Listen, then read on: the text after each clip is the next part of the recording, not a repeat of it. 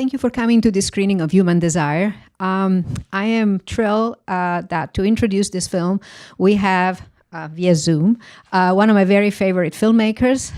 You know him because he directed films such as Blue Collar, American Gigolo, more recently First Reformed, a trilogy, Car Counter, and Master Gardener. His next film, Ho Canada, is going to be in competition at the Cannes Film Festivals in a couple of weeks. You'll also know him because of his collaboration with Martin Scorsese, for which he wrote Taxi Driver, The Last Temptation of Christ, and Raging Bull. So it's my great pleasure to introduce Paul Schrader. Hello.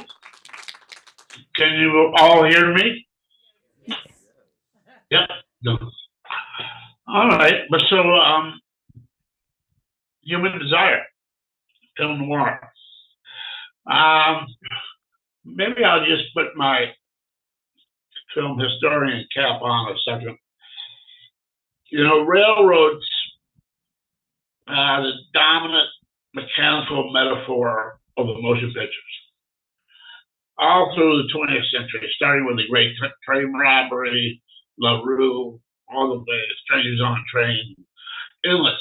Trains were more than cars, were really what the new machine age was about.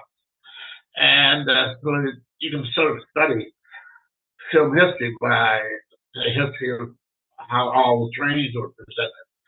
And two European directors both filmed the same material about trains. But then now it's Scarlet Street, Le Bas Humain and Human Desire.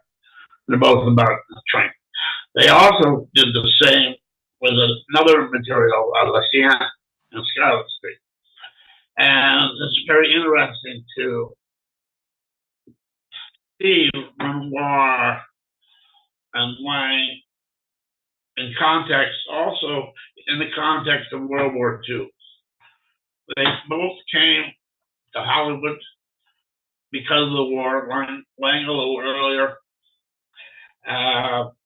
And generally, people think of film noir as post-World War II, which it is, kind of a darkening that it happened after World War II and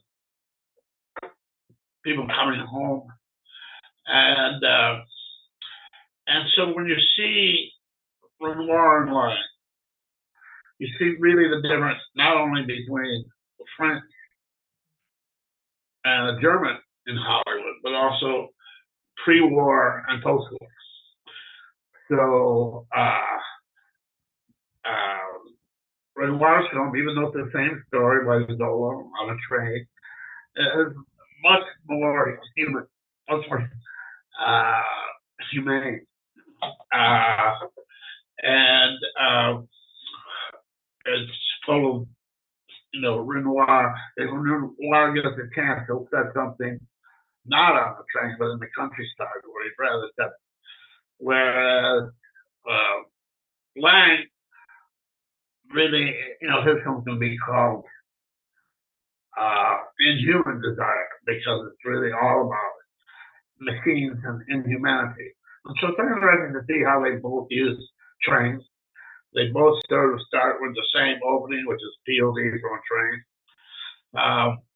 Yet very different takes on it. And so when Giulia asked me, something, we all know the classic film noir,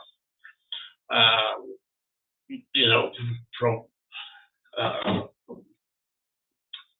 Young Crazy and all of those films. My favorite being what's the one with Mitchell and Jane Greer and Kirk Douglas? Overpass, yeah. But so I took a film that isn't really so much in the film noir canon, although it is in film noir period. And so to see the context of what the war in Hollywood had done to Lang, the grittiness that was coming into his idea of the romance of the rails. So that's sort of why I picked this film out of the blue, and I hope you like it.